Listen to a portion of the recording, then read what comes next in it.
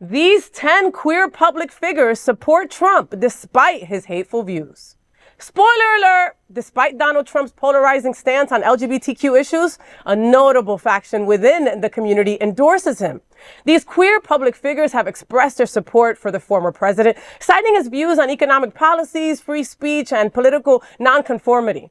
These are the 10 queer personalities who support anti-LGBTQ Trump.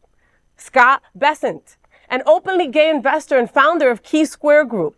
Caitlyn Jenner and her manager, Sophia Hutchins, both are trans women. Bisexual rapper Azealia Banks endorsed Trump in November 2023, joining other conservatives like Blaire White, a transgender YouTuber, and bisexual model Amber Rose. Sorry for rolling my eyes. Lady MAGA, a gay conservative drag performer, and Richard Grenell, former U.S. ambassador, also support Trump. Rubin and Tammy Bruce, both commentators, round out the surprising list. Organizations like Gays for Trump and Log Cabin Republicans are also on the list of queer support for Trump. In 2020, an estimated 25% of the LGBTQ plus community voted for Donald Trump. And that percentage just stabs me right in the heart. I can't believe it was so high. And I remember when we did that news story at that time, I just couldn't believe it with COVID, how it was and the little that Trump did. And these 25% of our community still voted for him just because of money or they think that they will be helped in money situations. You know, we need to be aware of these people who are against us, right? We're so easy to meet somebody, right? It doesn't say we don't have a pink triangle on our sleeve, not yet. Okay, that says that we're gay to everybody else, right? Every time we meet somebody and someone says, "Oh yeah, I'm LGBTQ," all of a sudden we let our guard down. Okay, because we're in family, right? So we're okay, we're able to talk. It's not true. There's 25% of us. That means 1 in 4 of your friends might be thinking about voting for Trump. How scary is that? Talk to your friends right now, people. Make sure that one person stays home or changes his views because he's not thinking clearly. Maybe he's on the wrong meds and he needs to go talk to his doctor. This is the truth that we're in right now, Alan.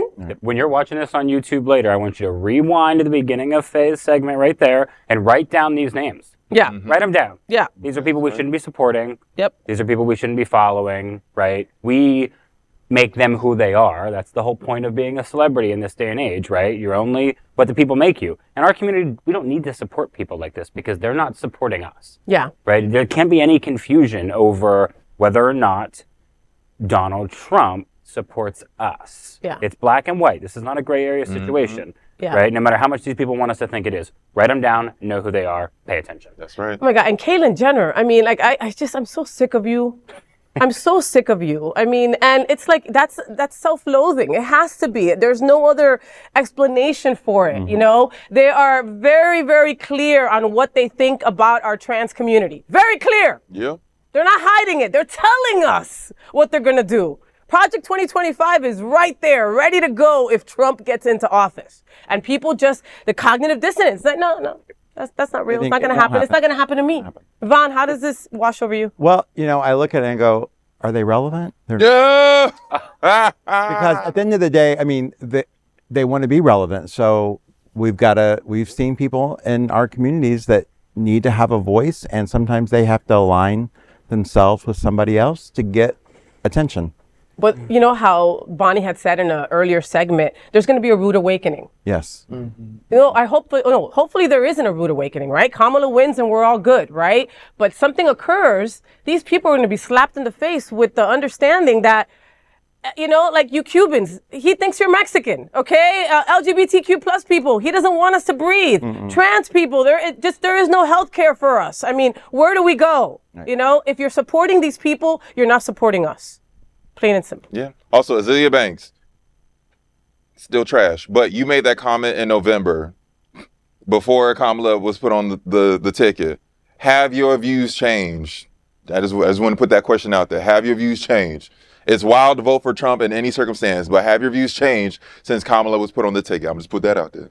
Yeah. You just answer that question, girl. You let me know. I wonder, like, if these people, it's just, it boggles the mind. It just boggles the mind. And that 25%, like I said, it really does hurt me, right? I am still a huge fan of Dave Chappelle. He's one of my favorite comedians of all time, right? And he had a skit on the Chappelle Show where this man was racist, but he was blind, and so he didn't know he was black. Yeah. Right? And so he was part of the KKK, and this gentleman was blind, so he had no idea he was black. So he was a racist because of it, right? And I wonder, what is the wool that's over these LGBTQ plus people's eyes that they don't think that they're like us, that they don't think that they'll be affected like us, that they're not gay,